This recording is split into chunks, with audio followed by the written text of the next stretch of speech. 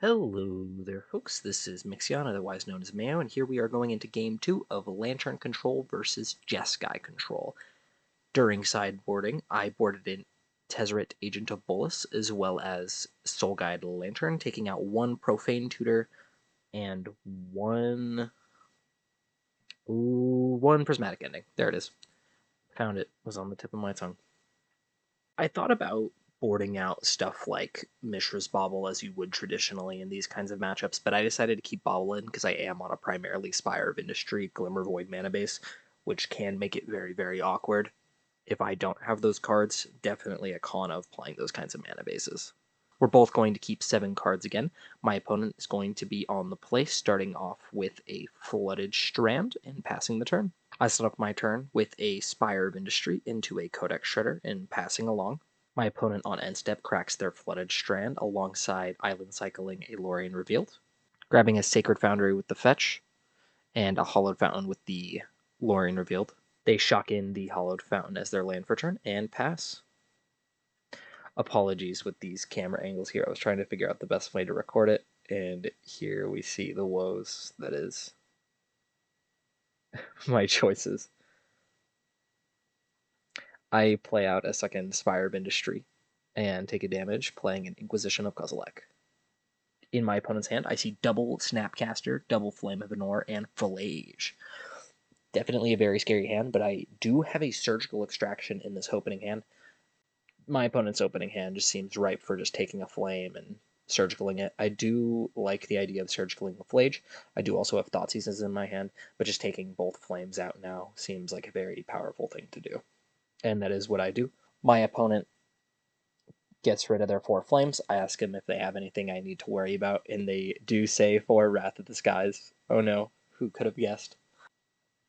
I then play out a second Codex Shredder, and step they flash a Snapcaster for nothing, and move to their turn. They play out a land, swing for 2 with Snapcaster, taking me down to 15. After that they pass, I untap, I upkeep, I draw.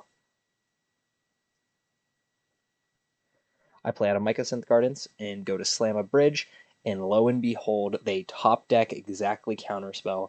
This was a spot that I sulked on for a little bit. It is really unfortunate that they drew Counterspell off of the top. I was completely safe, I think, to slam that bridge. I did have an Inquisition of Kozilek in hand, so I do have the opportunity to Inquisition on that turn because I'm not in any direct danger, but I didn't want to give them the extra draw step. Maybe that's too convoluted. Maybe I'm fine. I feel like bridge is always okay to slam there. Turn 3, I know 2 out of their 3 cards they have to exactly top deck Counterspell. They did. Sucks for me, but here we are. I do have lands. I do have these 2 Codex Shredders. So the game plan here now is to just get to turn 5. On turn 5, I will crack a Shredder, grab back my bridge, and try and slam it again. They swing for another 2 with Snapcaster. They play a tapped Triumph, bolt me with Fillage, and pass the turn. On my turn, I play a land, tap it, cast Inquisition, take the second Snapcaster. I follow that up with a Grafdigger's Cage and pass the turn. They untap, swing with Snapcaster. We have moved back to the better layout, definitely, for sure. I'm so sorry for that couple minutes of awful viewing experience. Here, they just swung and passed. I untap, draw a 5th land, play it down, exactly what I needed to be able to get back my bridge, but unfortunately they are able to swing in plus double bolt for lethal.